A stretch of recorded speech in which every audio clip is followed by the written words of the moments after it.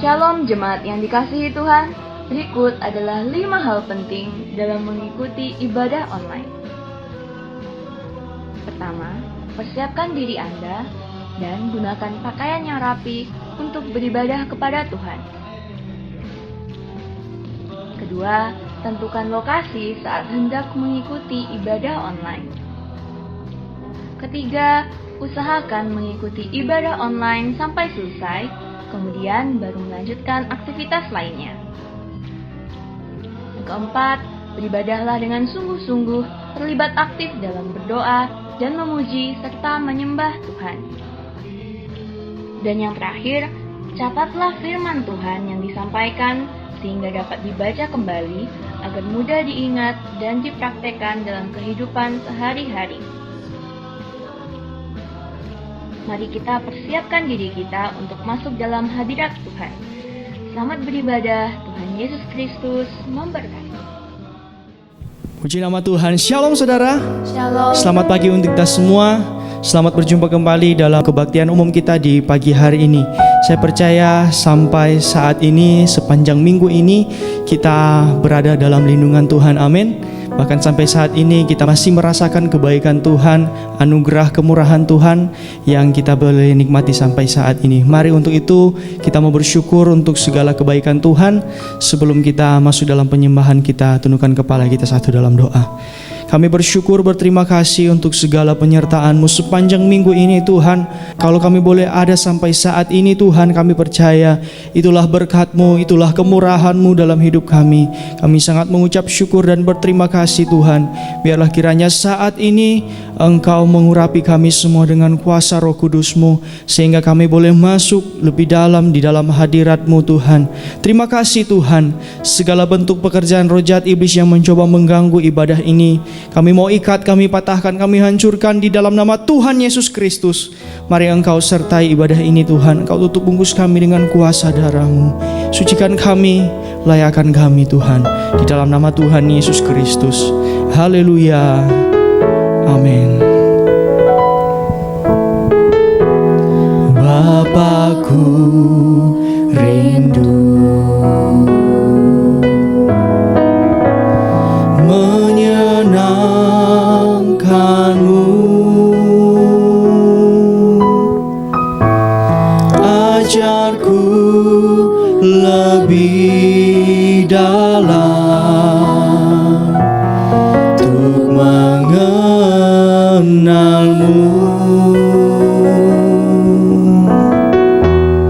Bapakku pintar,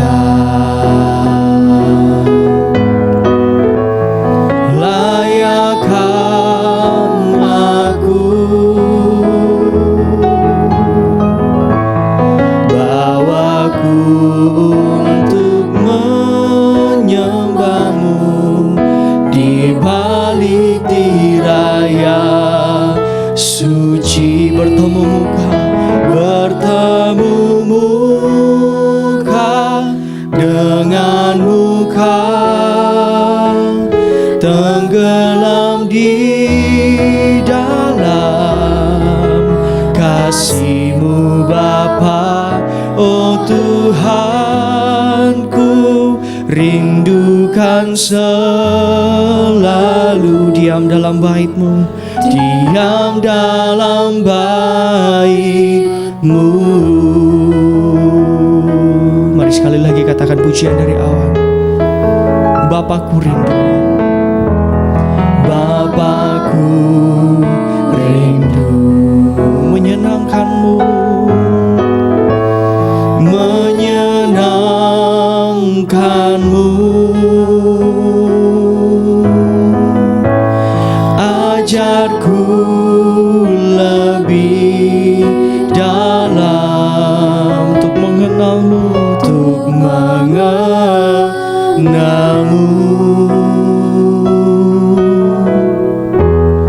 Bapakku pintar, mari Engkau layakkan setiap kami, layakkan aku,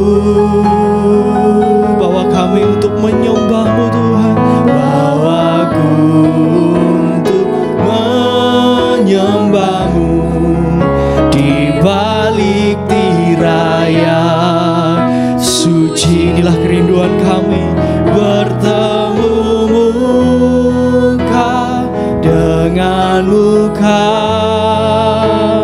tenggelam di dalam kasih-Mu Bapa. Oh Tuhanku, rindukan selalu diam dalam bait-Mu Tuhan. Oh, haleluya, bertemu muka dengan muka, tenggelam di dalam kasih-Mu Bapa. Oh, terima kasih, kasih-Mu Bapa. Oh Tuhanku, rindukan selalu diam dalam bait-Mu Tuhan. Haleluya, inilah kerinduan kami. Biarlah kami boleh terus berada dalam bait-Mu Tuhan, bertemu muka dengan muka, bahwa kami tenggelam dalam kasih-Mu. Haleluya, kasih-Mu Bapa. Oh Tuhanku, rindukan selalu diam dalam bait-Mu. Lagi katakan, oh bertemu muka dengan muka, amen, tenggelam di dalam kasih-Mu Bapa. Oh Tuhanku, rindukan selalu diam dalam bait-Mu. Biarlah kami boleh diam dalam bait-Mu Tuhan, diam dalam bait-Mu. Haleluya, puji nama Tuhan. Tiba saatnya mari kita akan bersukacita di hadapan Tuhan. Untuk itu mari saat ini kita mau angkat satu nyanyian. Kita percaya bahwa Tuhan itu ajaib. Dia tak pernah terlambat untuk menolong setiap kita. Amin. Mari sama-sama katakan, ajaib, sungguh ajaib, kuasanya bagiku. Ajaib, ajaib, sungguh ajaib, anugerahnya dalam hidupku. Ajaib, sungguh ajaib, kasih Yesus bagiku. Betapa heranku menyaksikan perbuatannya yang ajaib. Ajaib, sungguh ajaib. Ajaib, sungguh ajaib, kuasanya bagiku. Ajaib, sungguh ajaib, anugerahnya. Amin. Ajaib, sungguh ajaib, kasih Yesus. Haleluya. Betapa heran ku menyaksikan perbuatannya yang ajaib. Katakan, setiap hari ku menikmati berkat yang melimpah. Sepanjang hidupku merasakan kebaikannya, kasih setianya. Ajaiblah Tuhan Yesusku, ajaib selamanya. Haleluya, haleluya, ku puji namanya.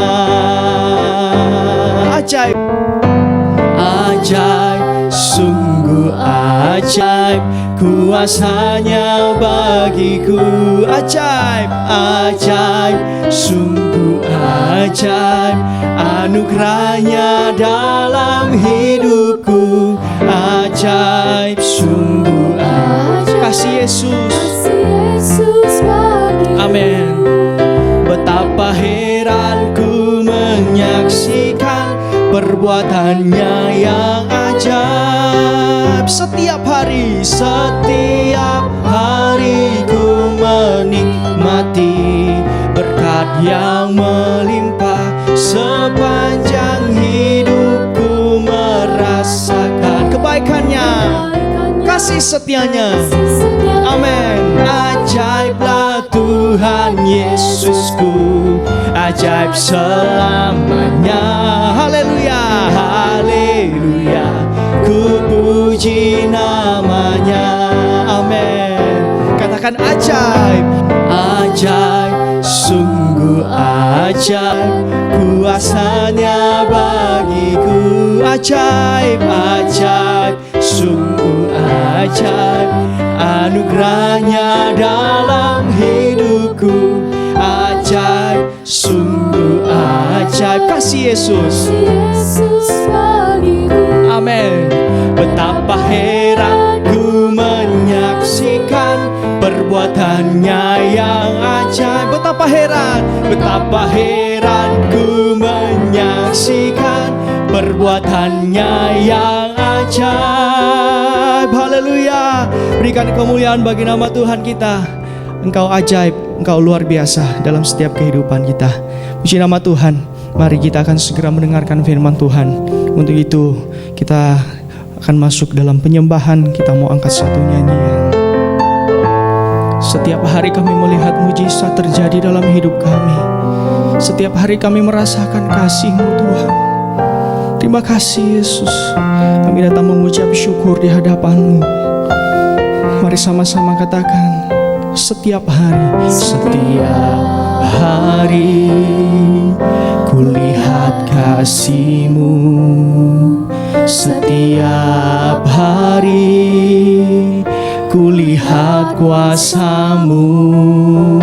Setiap hari kulihat mujizat terjadi dalam hidupku.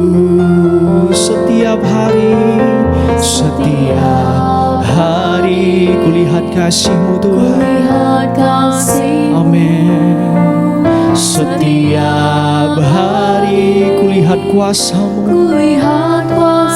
Oh, terima kasih Tuhan. Setiap hari kulihat mujizat terjadi dalam hidupku. Mari sama-sama panggil nama Yesus. Yesus, Yesus, ku cinta Kau lebih dari segala yang ada. Hanya Yesus, Yesus, Kau segalanya bagiku.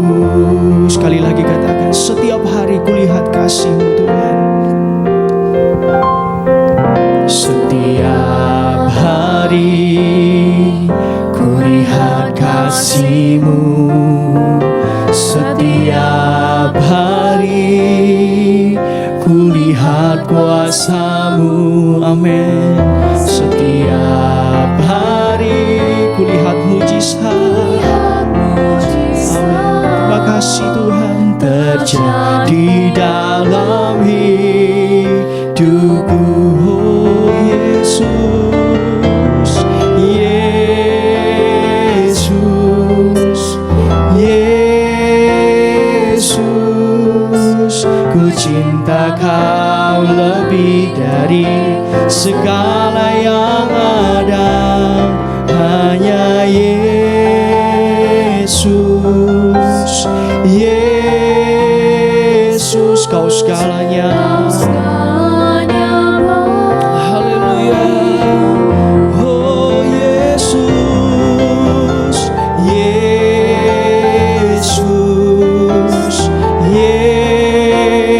Yesus, ku cinta Kau lebih dari segala yang ada. Hanya Kau Yesus. Haleluya. Oh Yesus, Kau segalanya bagi kami.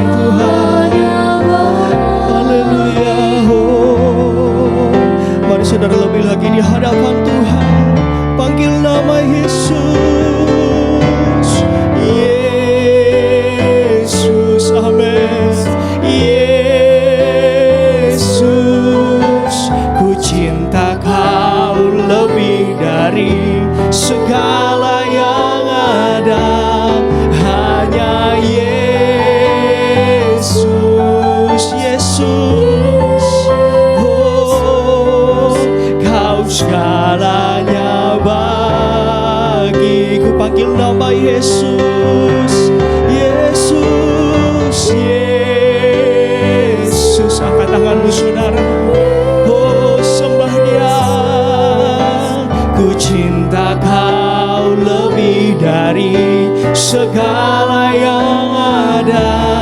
Hanya Yesus, Yesus. Kau segalanya, Kau segalanya bagiku. Kau segalanya, Kau segalanya bagiku. Benar Tuhan, Engkau segala-galanya dalam hidup kami.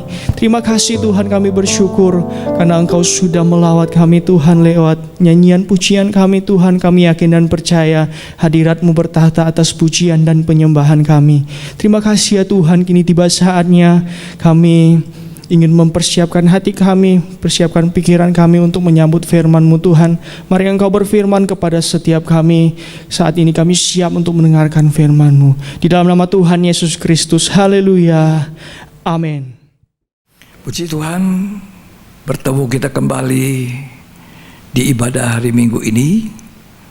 Dan setelah kita menyanyikan nyanyian pujian, mari kita akan bersama-sama memperhatikan yang paling utama, yang terpenting, itulah firman Allah. Tapi sebelumnya, biar saya bersama istri menyampaikan lebih dahulu Shalom. Puji Tuhan. Ya, hari ini saya akan menyampaikan firman Tuhan dengan tema Alfa dan Omega, atau yang awal dan yang akhir. Di dalam kitab Wahyu pasal 1 ayat 12 dan selanjutnya, di situ waktu Yohanes Rasul, Tuhan menempatkan diri kepadanya dan dia sempat tersungkur seperti orang mati. Maka Tuhan berfirman, "Jangan takut, aku adalah yang awal dan aku pula yang akhir." Ya. Dalam kitab Wahyu pasal 21 pun Tuhan mengucapkan itu kembali. Aku adalah Alfa dan Omega, yang awal dan yang akhir. Yang awal itu Tuhan dan yang akhir itu juga Tuhan. Tuhan kita adalah Allah yang kekal. Tidak ada yang menyamai Dia. Dalam Injil Yohanes dikatakan pada mulanya adalah firman. Jadi sebelum segala sesuatu adalah firman. Firman itu bersama Allah, firman itu adalah Allah. Itu sebabnya kita harus memperhatikan baik-baik firman Tuhan. Dengan memperhatikan firman baik-baik, kita memperhatikan Allah kita itu. Dan tidak ada yang rugi, ya, kalau kita memperhatikan firman. Lebih dahulu kita baca Wahyu pasal pertama ayat 12. Lalu aku berpaling untuk melihat suara yang berbicara kepadaku. Dan setelah aku berpaling, tampaklah kepadaku 7 kaki dian dari emas. Dan di tengah-tengah kaki dian itu ada seorang serupa anak manusia, Ya, berpakaian jubah yang panjangnya sampai di kaki, ya, dan dadanya berlilitkan ikat pinggang dari emas. ya, Kepala dan rambutnya putih bagaikan bulu yang putih metah, dan matanya bagaikan nyala api, ya, dan kakinya mengkilap bagaikan tembaga membara di dalam perapian. ya, Suaranya bagaikan desau air bah. ya, Dan di tangan kanannya ia memegang 7 bintang, dan dari mulutnya keluar sebilah pedang tajam bermata 2. ya.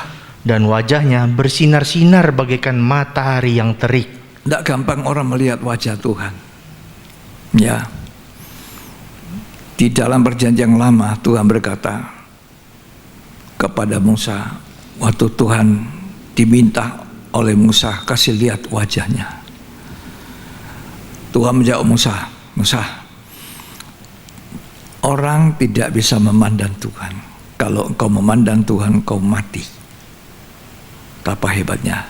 Tapi ya tidak apa-apa Musa, aku berikan kamu kasih karunia.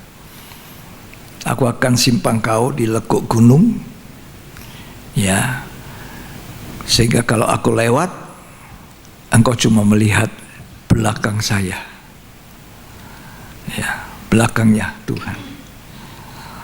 Jadi Musa ingin berhadapan begitu. Waktu itu dikatakan Tuhan, tidak, kamu hanya bisa melihat belakang saya.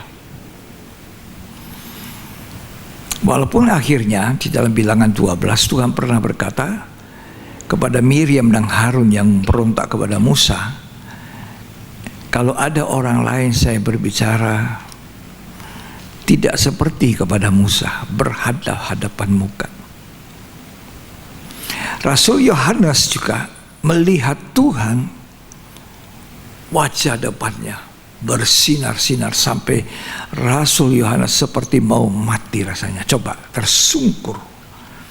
Ayat 17. Ketika aku melihat dia, tersungkurlah aku di depan kakinya. Ya. Sama seperti orang yang mati. Sama seperti orang mati. Ya, terus. Tetapi ia meletakkan tangan kanannya di atasku, lalu berkata, jangan takut. Jangan takut. Aku adalah yang awal dan yang akhir. Aku adalah yang awal dan yang akhir. Yang awal sebelum segala sesuatu ada, dan yang akhir setelah segala sesuatu lenyap. Terus. Dan yang hidup. Aku telah mati, namun lihatlah, aku hidup. Aku telah mati, tapi lihat, aku hidup. Mati 3 hari. Kematiannya sekali untuk selamanya bagi dosa.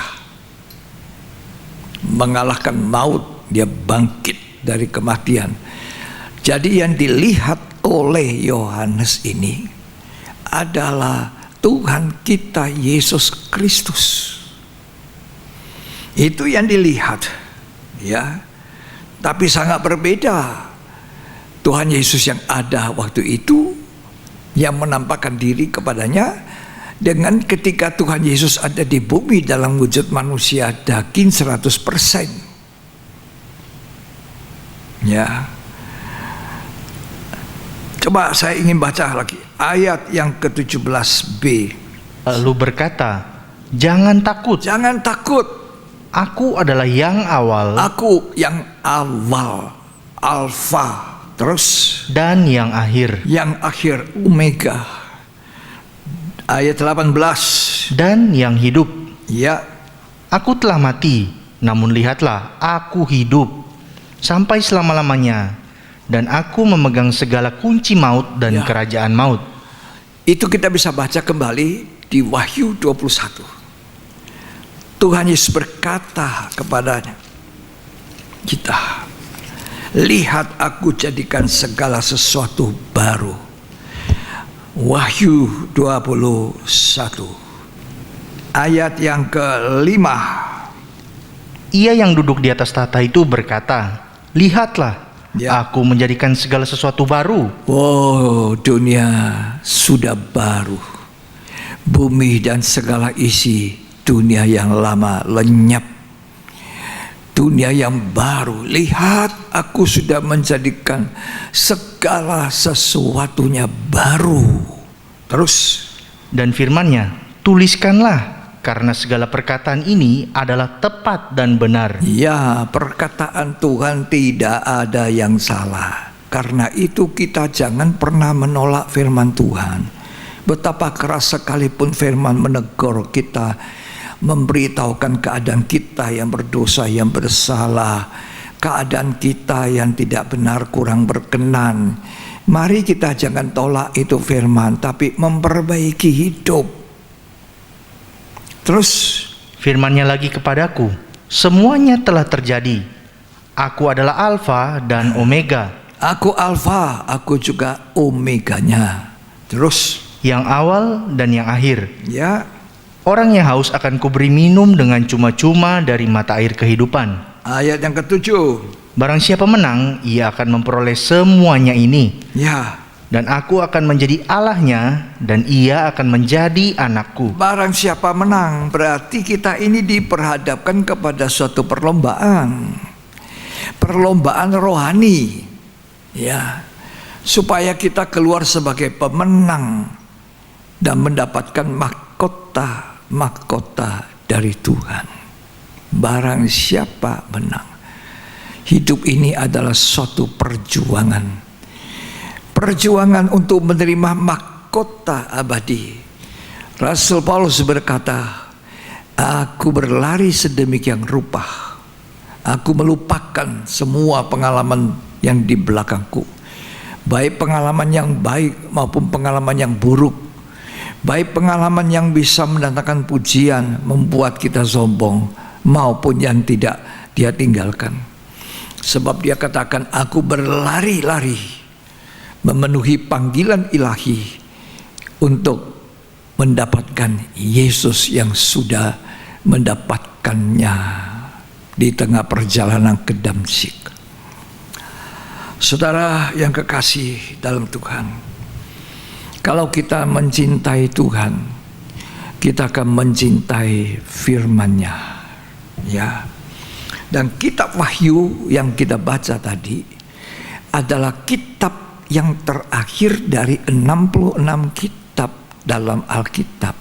Dimulai kitab Kejadian, penciptaan alam semesta, kemudian dirusak oleh manusia yang jatuh dalam dosa, walaupun manusia awalnya diciptakan serupa segambar Allah, tapi kemudian jatuh dalam dosa, rusak semua ciptaan Tuhan. Manusia rusak, ciptaannya pun dirusak. Dan kemudian Tuhan bekerja lagi. Tuhan berkata, aku bekerja lagi.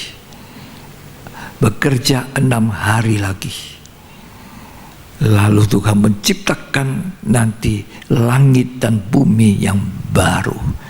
Di mana di tengah-tengah langit dan bumi yang baru, isinya hanya ada kebenaran, bukan ketidakkebenaran.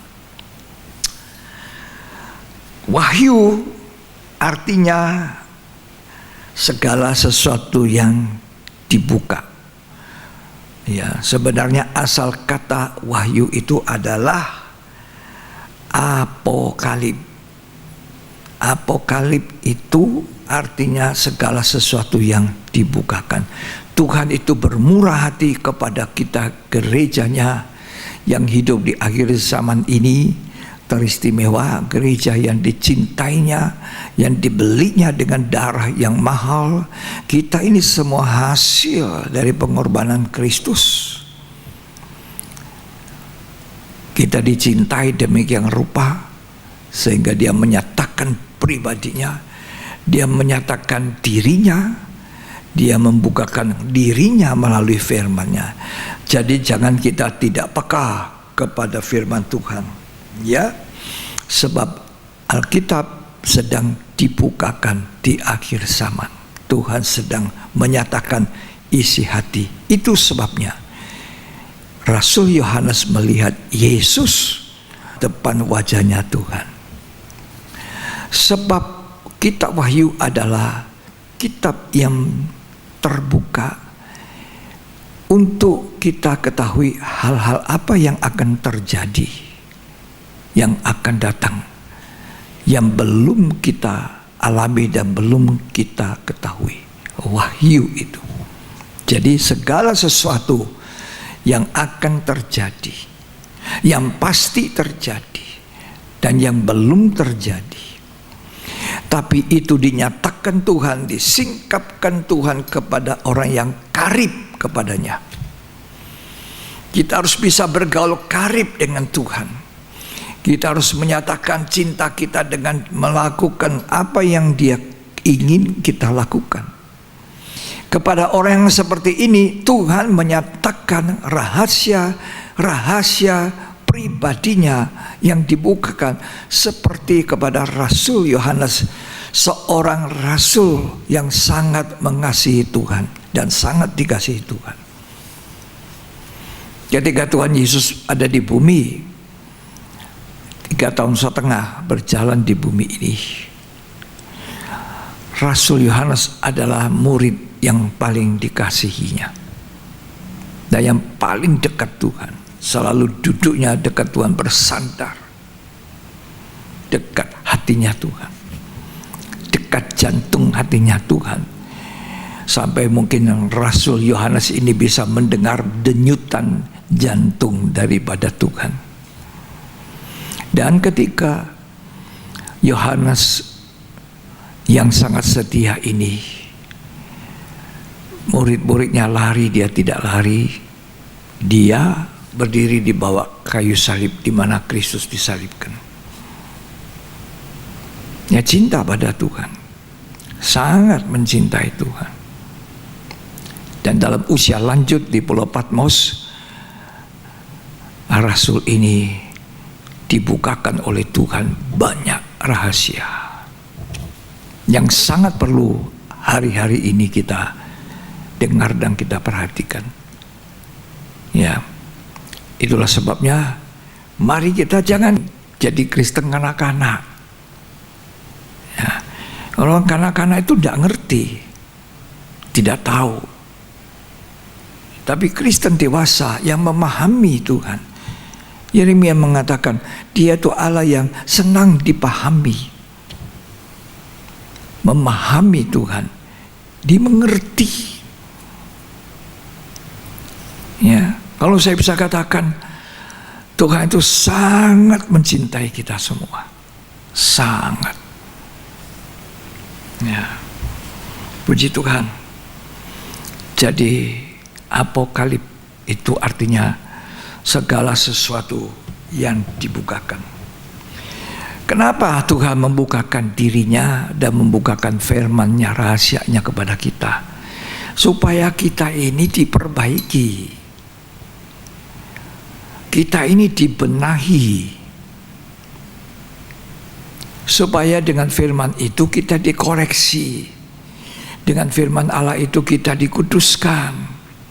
Jadi bukan sekedar firman itu kita dengar lalu kita katakan ini it's okay, ini no good.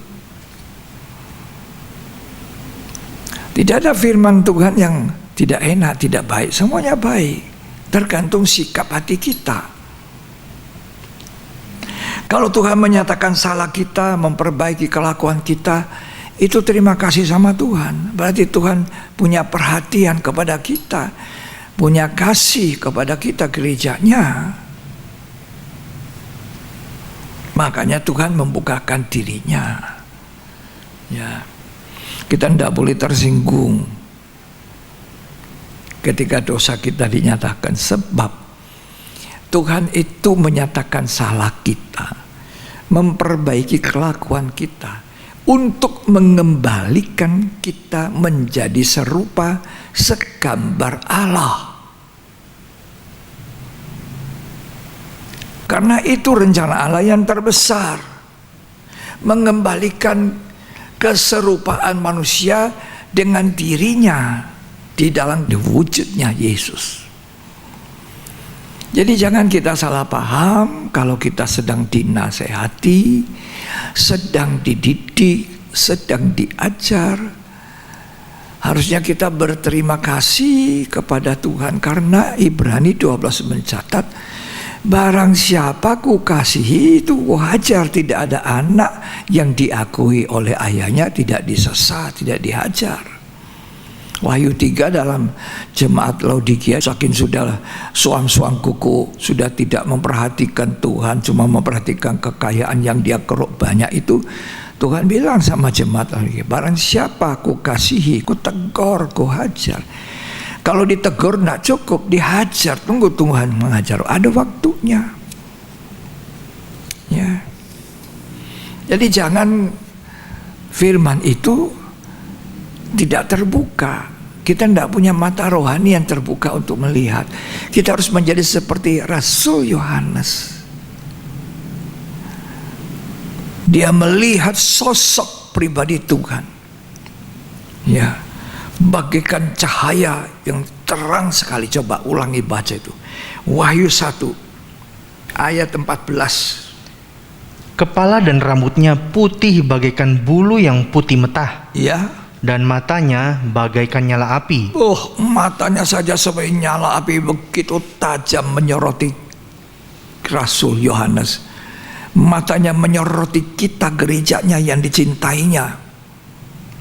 Terus, Dan kakinya mengkilap bagaikan tembaga membara di Ya. dalam perapian. ya, Suaranya bagaikan desau air bah. luar biasa suaranya Tuhan, menggoncangkan langit dan bumi. Makanya jangan Injil itu tertutup. Jangan Injil kemuliaan Tuhan itu tertutup. Injil Tuhan itu seharusnya terbuka. Apokalip dinyatakan kepada kita, lalu kita ini tertutup. Kenapa tertutup? Hati kita tertutup. Kenapa hati kita tertutup? Dibutakan oleh banyak perkara di dunia ini. 2 Korintus 4 ayat yang ketiga.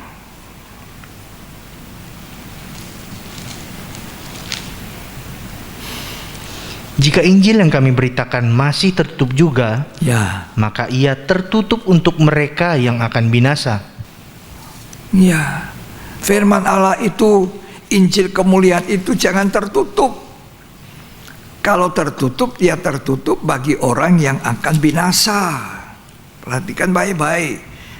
Ya, terus Yaitu orang-orang yang tidak percaya, yang tidak percaya, yang pikirannya telah dibutakan oleh ilah zaman pikirannya ini. itu mata hatinya. Mata hatinya dibutakan oleh ilah zaman. Melek matanya, melihat mata jasmaninya, tapi hanya melihat kemuliaan dunia. Tapi mata rohaninya buta. Orang ini tidak bisa masuk melalui tabir tirai sampai ke ruang maha suci. Terus Sehingga mereka tidak melihat cahaya Injil tentang kemuliaan Kristus yang adalah gambaran Allah. Nah, Injil kemuliaan Kristus adalah wujudnya Allah itu. Kristus itu wujudnya Allah. Allah tidak kelihatan, tapi Kristus menyatakan Allah itu siapa. Dia adalah wujud. Sebab bukan diri kami yang kami beritakan, Ya, tetapi Yesus Kristus sebagai Tuhan, dan diri kami sebagai hamba-Mu karena kehendak Yesus. ya, tidak boleh kita beritakan diri kita. Alkitab firman itu yang kita beritakan. Terus, Sebab Allah telah berfirman, dari dalam gelap akan terbit terang. ya, Ia juga yang membuat terangnya bercahaya di dalam hati kita, nah, terus, supaya kita beroleh terang dari pengetahuan tentang kemuliaan Allah iya. yang nampak pada wajah Kristus. Jadi hati kita itu harus terbuka. Yakobus menasihatkan kita, terimalah firman Tuhan dengan lemah lembut yang tertanam di hatimu oleh Roh Kudus yang melembutkan hati yang keras. Kita sangat membutuhkan Roh Kudus. Di akhir zaman ini Roh Kudus akan bekerja lebih giat. Bahkan Tuhan berjanji akan mencurahkan Roh Kudus berlipat-lipat. Untuk memuliakan Allah kita perlu Roh Kudus. Untuk mengerti rencana Allah kita perlu Roh Kudus. Untuk berubah dan berbuah-buah kita perlu Roh Kudus. Gereja tanpa Roh Kudus mati. Karena itu gereja tidak boleh mendukacitakan Roh Allah. Jangan keraskan hatimu, lembutkan hatimu supaya firman itu tertanam. Puji Tuhan. Di dalam pengajaran tabernakel, saya senang sekali ini pengajaran. Kenapa saya senang? Karena saya menemukan kebahagiaan lewat belajar ini.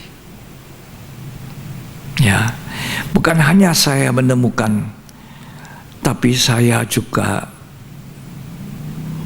mengalami satu persatu, mau mengalami. Ya. Misalnya saja tabernakel ini, ya, yang dibuat oleh Musa. Itu kan Tuhan bilang sama Musa, buat seperti contoh yang kuberikan. Jadi tabernakel yang dibuat Musa itu menjadi tempat kediaman Allah, di mana dia sangat rindu bersekutu dengan manusia. Pada waktu manusia Adam jatuh dalam dosa, diusir keluar dari Taman Eden. Tapi Allah tidak berhenti mencari manusia, walaupun manusia makin lama, makin jauh, makin sesat. Akhirnya di zamannya Musa disuruh memimpin bangsa Israel, keturunan Abraham ini, keluar dari negeri perbudakan. Dan Allah berkata, Musa, aku ingin tinggal di tengah-tengah umat. Betapa baiknya Tuhan. Tidak cukup kata-kata lidah kita ini mengucapkan terima kasih Tuhan. Tidak cukup. Marilah kita belajar taat dengar-dengaran, menggenapkan firman dalam hidup kita. Karena ketika Adam jatuh saja, saya baca firman Tuhan di Alkitab. Bukan Adam langsung cari sama Tuhan, Tuhan ampuni saya sudah jatuh dalam dosa, saya sudah makan itu buah yang dilarang. Malah Adam sembunyi. Tuhan yang mendatangi dengan langkah-langkah yang didengar oleh Adam, dan dia bersembunyi ketakutan. Lalu Allah berfirman, hai manusia, di mana engkau? Apakah Tuhan tidak tahu di mana manusia sembunyi? Tahu. Apakah Tuhan tidak tahu di mana kalian sembunyi? Di mana kalian sedang berada dalam dosa? Di mana saudara tinggal dalam kerasan hati? Tuhan tahu. Tuhan cari. Manusia, di mana engkau? Adam menjawab, aku di sini, aku takut, aku telanjang. Apa kamu makan buah yang dilarang? Apa jawabannya?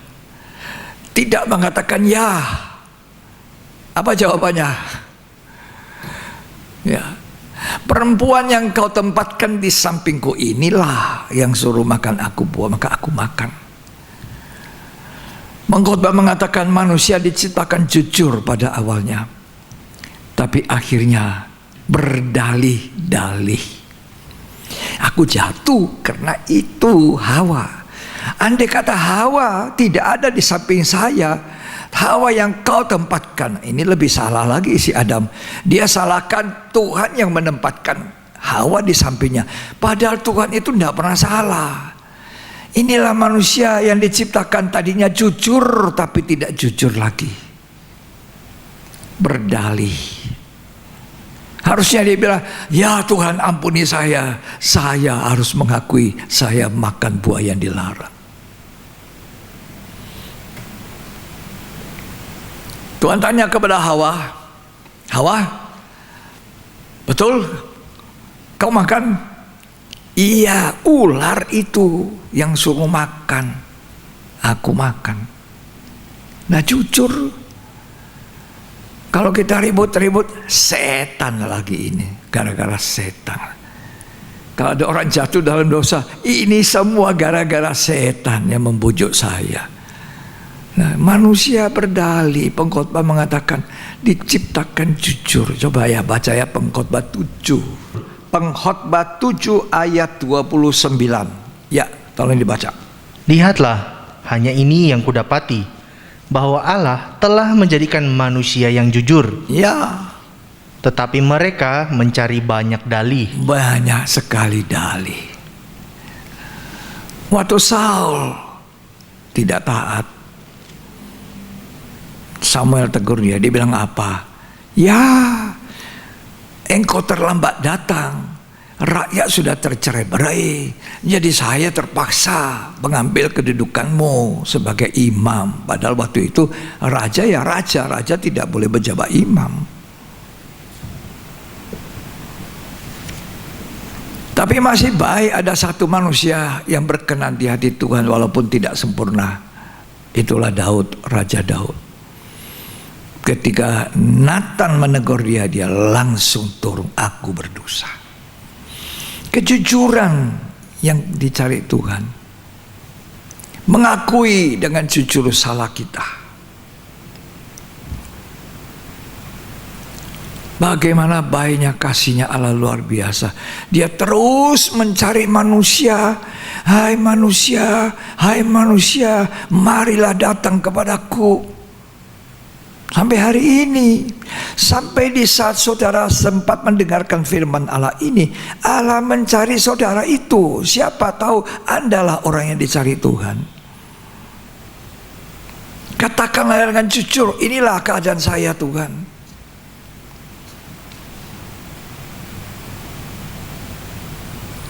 Saya kembali di zaman Musa.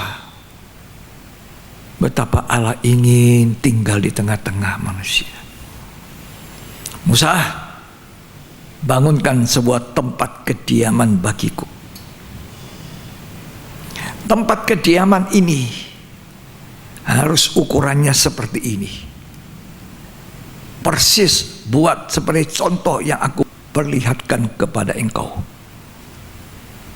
Menjadi tempat kediaman Allah untuk bersekutu dengan umatnya.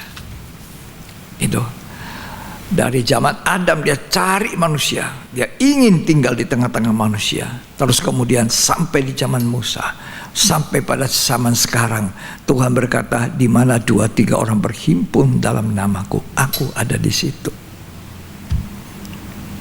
Betapa sayangnya Tuhan itu kepada manusia. Nah, kita ini balas apa kepada Tuhan? Ya. Coba kita baca Keluaran 25. Di tabernakel ini, sebenarnya tabernakel itu tempat kediaman Allah. Ya, di bumi. Tempat kediaman Allah di sorga adalah kerajaan sorga. Tabernakel. Ada satu alat nanti saya tunjukkan saudara. Masih disebut ada di dalam surga itu, kelihatan tabutnya Allah. Ya, kita baca dulu Keluaran 25 ayat yang pertama. Berfirmanlah Tuhan kepada Musa, katakanlah kepada orang Israel supaya mereka memungut bagiku persembahan khusus dari setiap orang yang terdorong hatinya. Ya, jadi kalau saudara tidak terdorong untuk korban, jangan. Terdorong oleh Roh Kudus. Itu persembahan itu enak, berkenan, tidak akan ditagi-tagi. Tapi kalau persembahan itu tidak didorong oleh Tuhan, dipersembahkan, ya sama-sama seperti siapa di Kisah Rasul, Ananias dan Safira. Semua orang korban, dia pun korban, mau korban. Setelah dia mau korban, dia jual tanahnya, sebagian ditahan, sebagian dikasihkan. Petrus bilang, kenapa kamu mendustai Tuhan? Mati. Jadi korban persembahan itu yang dipersembahkan untuk pekerjaan Tuhan. Saudara dengar baik-baik. Haruslah terdorong oleh Tuhan dan dipersembahkan dengan kasih. Kalau ini yang kita lakukan, tidak pernah kita jadi sombong, pongah, angkuh, menagih. Banyak kali begitu, banyak masalah di dalam rumah Tuhan begitu. Orang tidak terdorong oleh Tuhan memberi persembahan seperti Ananias dan Safira. Ini sangat berbahaya, saudara. Terus, haruslah kamu pungut persembahan khusus kepadaku itu. ya, Inilah persembahan khusus yang harus kamu pungut dari mereka: emas, perak, tembaga. nah itu dipakai. Jadi alat-alat benda-benda yang ada di tabernakel itu Ada benda dari tembaga, ada perak, ada emas. Terus kain ungu tua, kain ungu muda, kain kirmisi, lenan halus, bulu kambing. lompat ayat 8. Dan mereka harus membuat tempat kudus bagiku, supaya aku akan diam di tengah-tengah mereka. Buatlah tempat kudus bagi aku, supaya aku apa? Diam di tengah-tengah. Tinggal di tengah-tengah kamu. Di tengah-tengah orang berdosa. Di tengah-tengah hidup kita. Itu Tuhan kita. Kemudian betul-betul Allah itu datang ke dunia. Firman Allah itu menjadi manusia daging dalam rupa Yesus. Tinggal di tengah-tengah kita. Kita telah melihat kemuliaannya. Kemuliaan sebagai anak tunggal. Immanuel, Allah menyertai kita. Ya. Ini kasih Tuhan yang luar biasa. Jangan satu manusia pun tidak merasakan kasihnya Tuhan.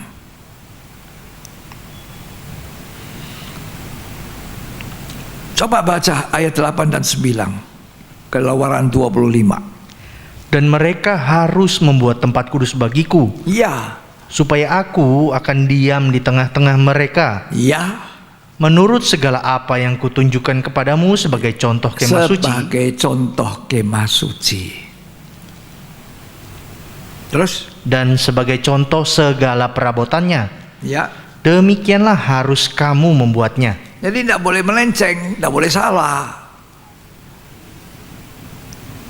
Musa diperlihatkan contohnya, buat seperti itu. Tidak boleh salah. Ukurannya, bahannya, ini diatur Tuhan. Sebab itu tabernakel artinya tempat kediaman Allah. Waktu itu di bumi. Dan itu sekarang tabernakel di sorga itu tempat kediaman Allah di sorga. Di mana ya tabutnya itu masih bisa lihat nanti di sorga. Rasul Yohanes melihat itu. Sebab alat pertama, benda yang terpenting dari seluruh benda yang ada itu adalah tabut perjanjian atau tabut Allah. Nah, ini dibuat yang pertama dalam kitab Keluaran. Itu pentingnya tabut. Kita harus hidup memulai dengan Allah, memulai dengan Tuhan. Pada mula adalah firman, Dia adalah Alfa, yang awal dan yang akhir. Kita juga harus mengakhiri dengan Tuhan. Ya. Rasul Yohanes menyaksikan itu, tabut perjanjian. Coba kita baca, ya. Wahyu 11 ayat 19. Maka terbukalah bait suci Allah yang di sorga, Ya. dan kelihatanlah tabut perjanjiannya. Nah, kelihatanlah, terbukalah bait suci Allah yang ada di sorga. Tabernakel yang ada di sorga. Itu yang dilihat contohnya Musa, backing. Jadi jangan kita tidak menghargai keseluruhan tabernakel ini. Jangan kita tidak menghargai keseluruhan. Jangan dipotong. Ya. Mulai dari pintu gerbang. Kan kerajaan Allah itu ada pintu gerbangnya. Masuk di dalam daerah kerajaan sorga, kita harus melalui pintu gerbang. Siapa pintu gerbangnya? Tuhan Yesus. Tuhan Yesus berkata, akulah pintu.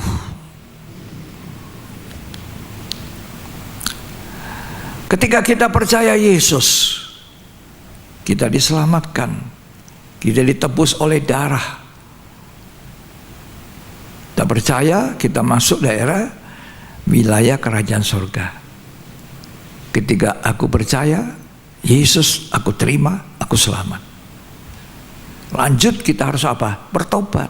Ada mezbah korban bakaran, ada darah binatang yang disembelih di situ, darah penghapus dosa. Yang itu wujudnya sudah digenapkan oleh Yesus Kristus, anak domba Allah yang tidak bercacat celah, mencucurkan darahnya, mencurahkan darah di atas Kalvari. Itu menebus dosa kita. Harusnya itu sudah menghentikan kita dari perbuatan dosa. Jangan berulang jatuh bangun dalam dosa yang sama.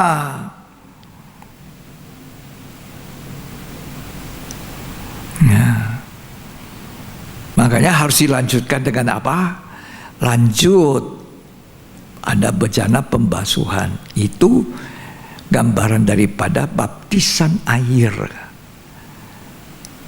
Ya, kita dilahirkan baru, dikuburkan dalam baptisan dalam kematian, dan dibangkitkan dengan satu hidup baru dan dipenuhi dengan Roh Kudus.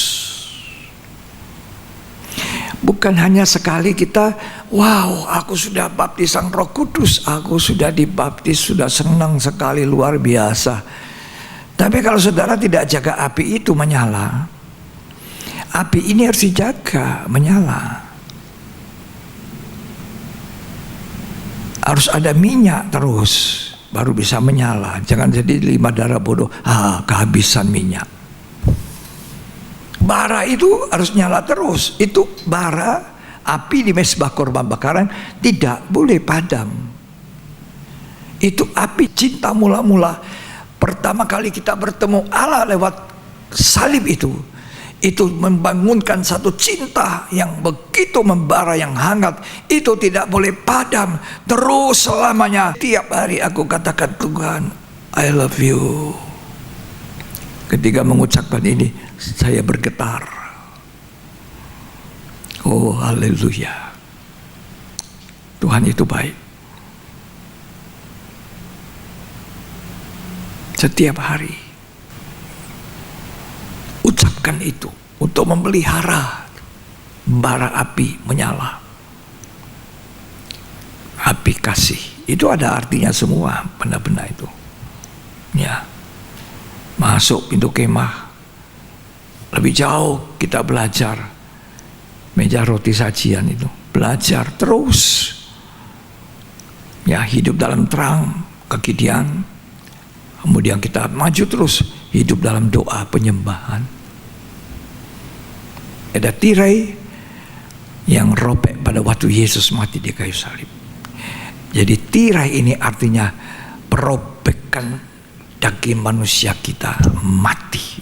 Ketika kita selalu suka dalam pujian penyembahan, seharusnya kita mati daging kita waktu itu. Jadi kalau orang berkata, aku ini orangnya suka pujian penyembahan, saya suka dengar itu. Kita hidup dalam pujian penyembahan, tapi orang yang hidup dalam pujian penyembahan mati dari daging, mati dari dirinya. Kalau tidak berkenan. Itu api asing. Itu kemenyan tidak tulen.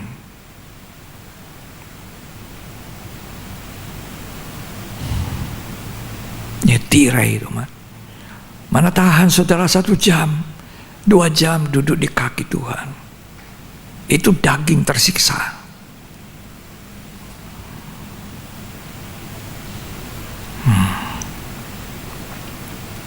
Di depan tabut itu ada 7 percikan darah sengsara yang akan dialami oleh gereja sebelum nanti sempurna. Itu penyucian terakhir. Di penyucian yang hari-hari ini lewat firman Tuhan menyatakan salah, memperbaiki kelakuan, itu tidak seberapa dibandingkan itu terakhir. Gol atau tidak kita. Bisa jadi mempelai wanita Tuhan yang punya pakaian lenan putih berkilau-kilauan atau tidak. Kalau ada tabut yang disaksikan di Wahyu 11 tadi. Ya, kemudian tabut itu terdiri dari 2. Bagian pertamanya itu peti. Petinya dari kayu penaga di mana banyak pori-pori keluar getah bisa.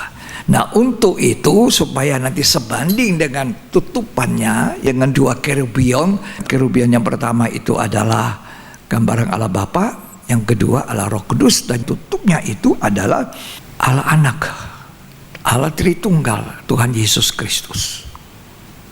Di atas tutup pendamaian Allah berfirman, kata Keluaran pasal 25. Ya. Di atas tutup pendamaian adalah 7 percikan darah.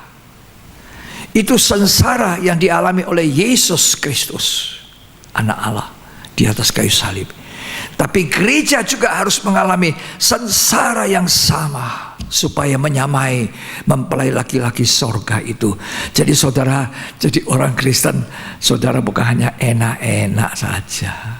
Wow, pokoknya aku anak raja. Aku anak raja, engkau anak raja, kita semua anak. Ada itu lagunya, lagu tahun 80-an. Pokoknya jadi anak raja. Kantong saya tebal, kerjaan saya diberkati. Ya memang itu rindunya Tuhan untuk memberkati kita. Tapi saudara, tidak sampai itu saja.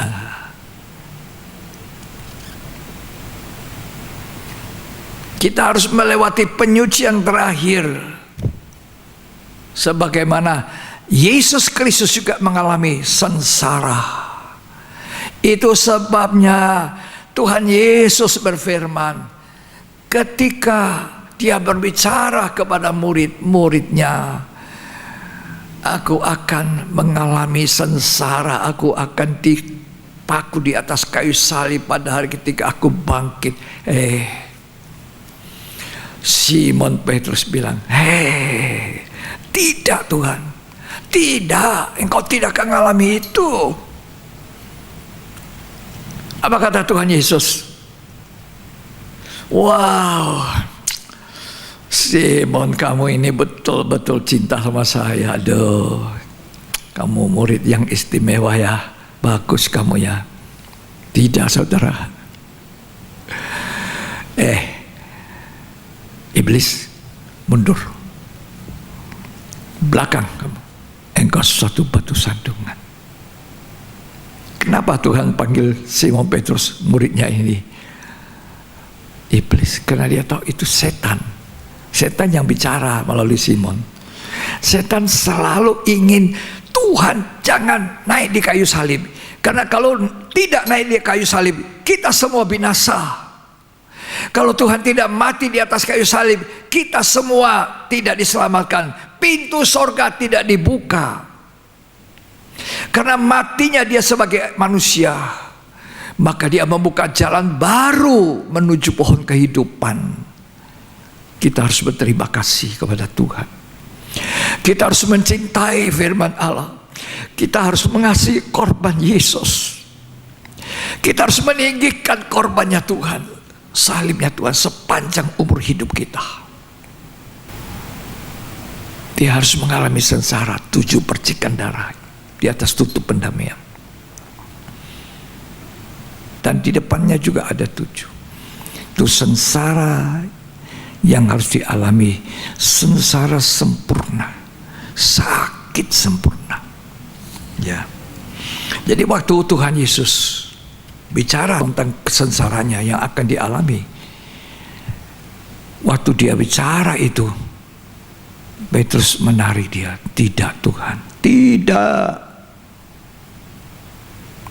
Tapi Tuhan bilang, mundur kau iblis. Coba kita baca Matius 16. Jadi apa yang kita pikirkan seringkali tidak sama dengan apa yang Tuhan pikirkan. Ya. Tidak sama dengan apa yang Petrus pikirkan. Di dalam Matius 16 ayat 21. Sejak waktu itu Yesus mulai menyatakan kepada murid-muridnya bahwa ia harus pergi ke Yerusalem dan menanggung banyak penderitaan dari pihak tua-tua, imam-imam kepala dan ahli-ahli Taurat, lalu dibunuh dan dibangkitkan pada hari ketiga. Tetapi Petrus menarik Yesus ke samping dan menegur dia, katanya, Tuhan, kiranya Allah menjauhkan hal itu. Hal itu sekali-kali takkan menimpa engkau. Nah, Petrus mau mencegah supaya Tuhan tidak mengalami sengsara. Sengsara sempurna. Mati sempurna di kayu salib. Bukan mati setengah mati pingsan. Tidak. Kalau pingsan tidak bangkit. Namanya bangun, siuman, sadar. Tapi kalau mati, hidup lagi itu bangkit. Tuhan Yesus betul-betul secara manusia mati. Tidak ada orang lain ganti dia di kayu salib. Dia sendiri menanggung, kata firman. Maka Yesus berpaling dan berkata kepada Petrus, "Enyahlah iblis, engkau suatu batu sandungan bagiku. Ya, Sebab engkau bukan memikirkan apa yang dipikirkan Allah, ya. melainkan apa yang dipikirkan manusia." Ini pikiran manusia. Pikiran daging. Tidak mau sengsara. Ini tidak mau sengsara. Kita ini belum sengsara.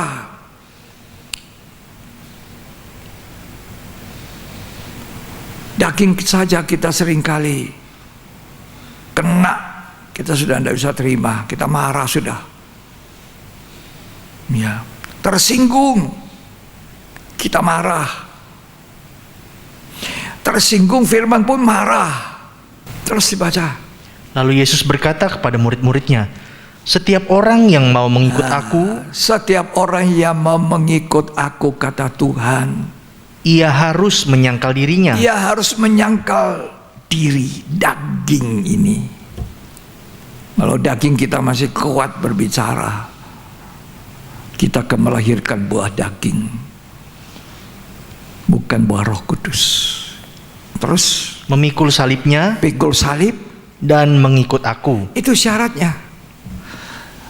7 percikan darah di depan tabut itu, di depan peti perjanjian.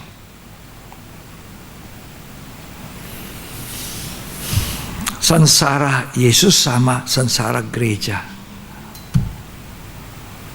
Bukan enak-enak, saudara.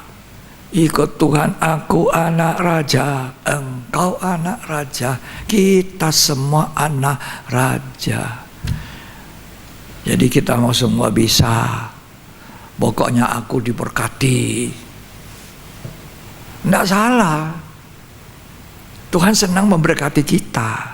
Lah ya, kalau kita tidak diberkati, kenapa kita mesti introspeksi diri?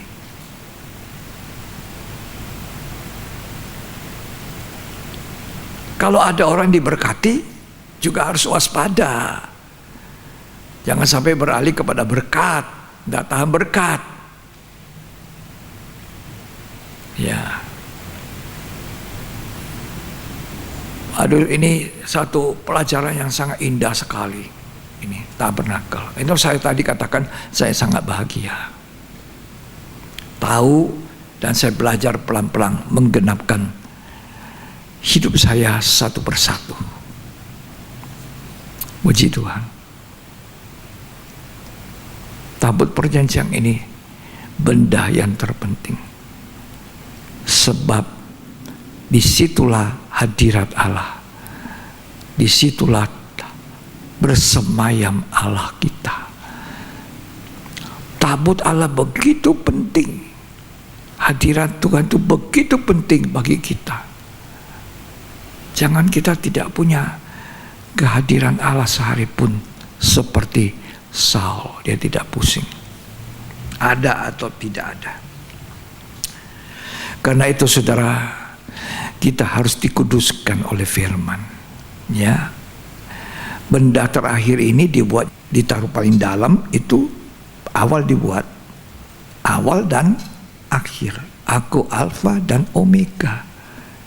Tadi Rasul Yohanes di Pulau Patmos dikatakan kepadanya, akulah Alfa dan Omega, yang awal dan yang akhir. Dan itu Tuhan ulangi kembali Wahyu 21 ketika Tuhan berkata, lihat aku sudah jadikan segala sesuatu baru. Itu sebabnya firman Allah harus kita tempatkan dalam kehidupan kita nomor 1. Otoritas tertinggi untuk hidup kita ini firman. Dalam Yohanes 17 ayat 17 dikatakan, dan firman itu menyucikan kita. Firman itulah firman yang menyucikan. Ya. Yohanes 15 ayat 1 sampai 4. Ini baca ya. Supaya kita mau menempatkan firman itu. Sebab pada mulanya Yohanes 1 mengatakan adalah firman, firman bersama Allah, firman itu adalah Allah. Dan itu diakhiri firman. Pada mulanya kitab Kejadian, sebelum segala sesuatu ada, Allah berfirman.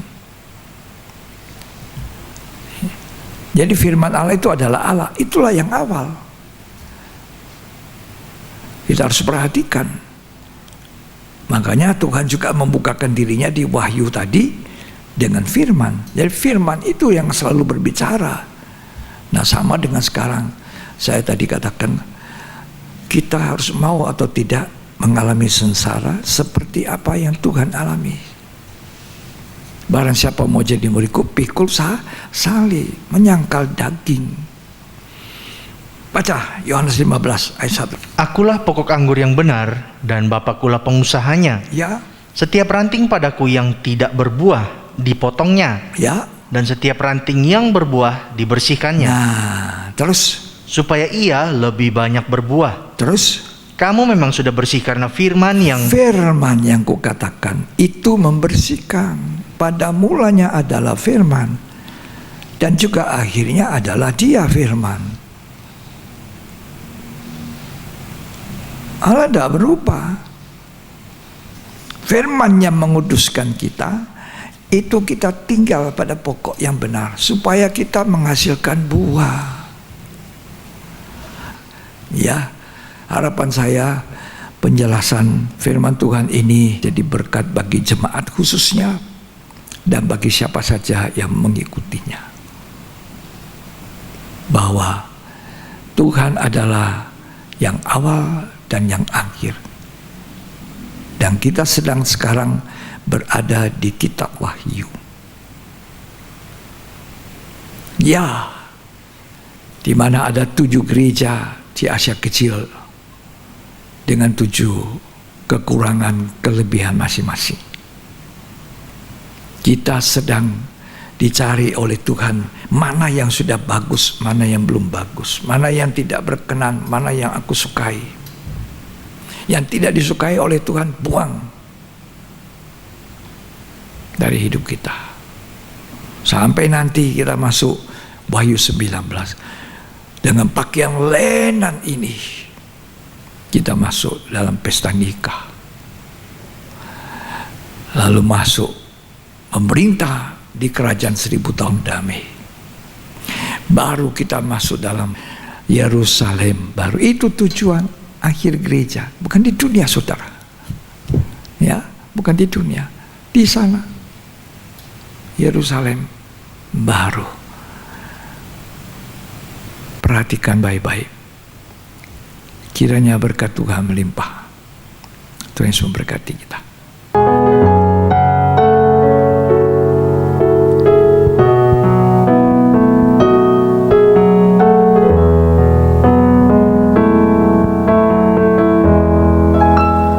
Terima kasih Tuhan untuk korban-Mu yang mulia,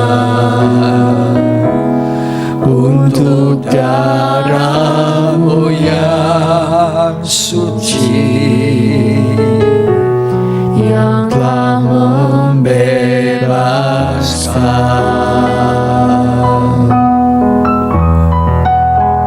segala noda dosa yang mungkin tak terampunkan, namun Kau telah menyucikan ku, diperdamaikan.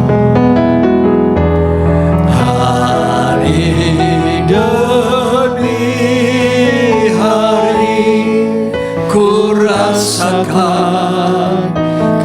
kasih sayang dan perhatianmu semakin mencekam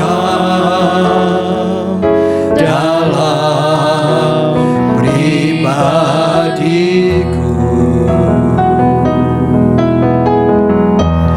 Hari demi hari ku nikmati kelimpahan anugerahmu lewat pembuka rahasia firman-Mu. Setiap kali saya berbicara korban Kristus, saya tidak tahan, hati saya getar, tergetar hati saya, karena Tuhan memang harus menikmati sengsara itu. Dia mau atau tidak, itu misi datangnya Tuhan ke dunia untuk naik ke atas kayu salib. Sengsara yang luar biasa, sakit yang luar biasa.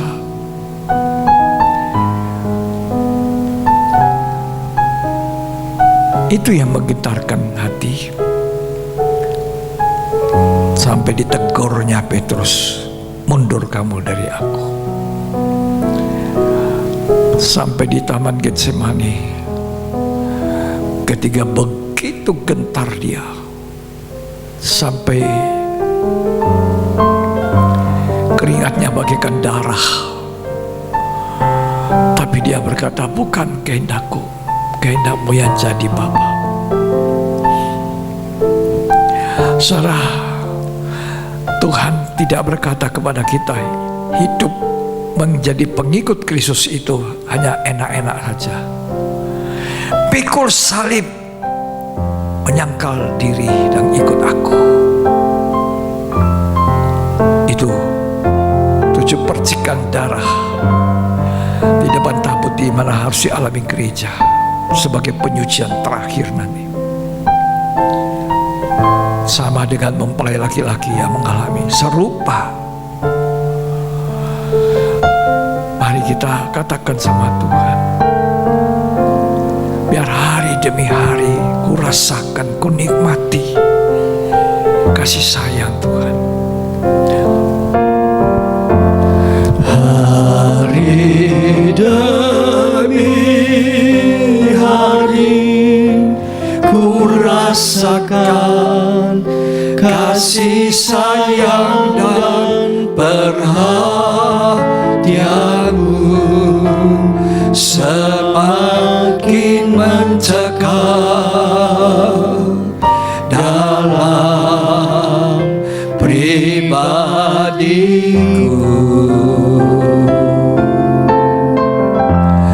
Hari demi hari ku nikmati kelimpahan anugerahmu lewat pembukaan rahasia firman-Mu. Saudara, biarlah kita mengikuti terus perkembangan firman Tuhan. Wahyu artinya segala yang dibukakan oleh Tuhan. Tuhan tidak menyembunyikan dirinya, Dia buka untuk kepentingan kita, disucikan oleh firman Tuhan. Terima dengan lemah lembut, rendah hati. Siapa yang bersedia supaya firman tertanam di dalam hatimu? Terima dengan lemah lembut. Mari kita mau angkat tangan kita, katakan sama Tuhan, hari demi hari rasakan kasih sayang-Mu Tuhan. Oh, segala-mu. Setiap hari katakan kepada Tuhan, aku cinta kepadamu Tuhan. Cinta yang keluar dari dasar hati.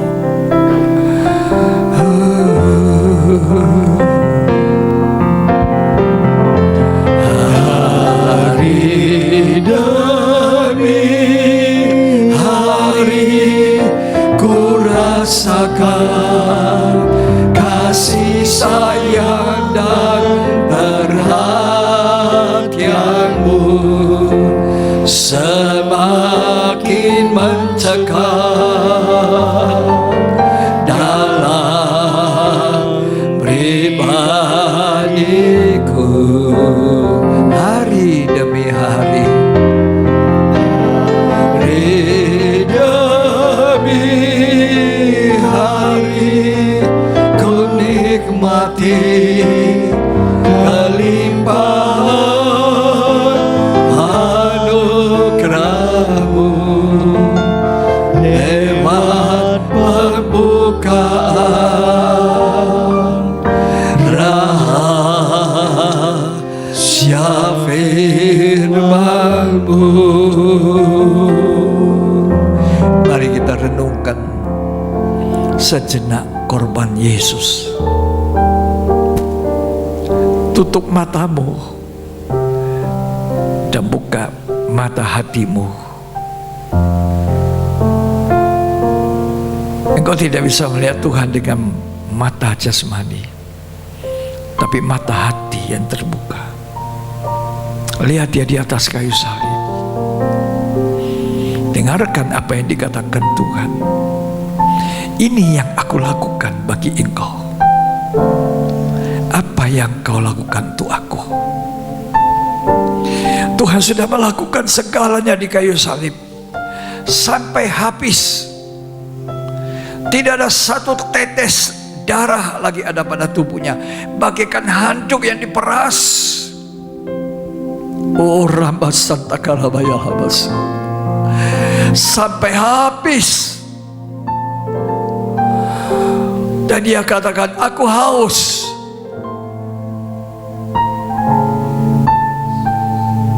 Dia minum anggur asam. Dia menundukkan diri. Sudah selesai, sudah genap. Jangan kita sia-siakan korban Yesus dengan kembali ke hidup lama, dengan keraskan hati, tinggal di dalam keadaan yang tidak berkenan kepada Tuhan. Terima kasih Tuhan untuk firman-Mu.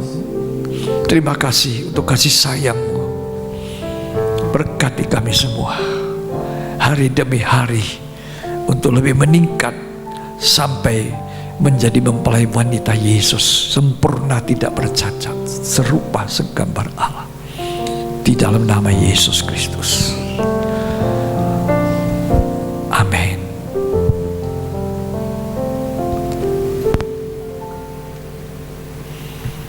Ya, ketika Tuhan berkata dalam Wahyu 21, lihat aku jadikan segala sesuatu baru. Itu baru betul-betul.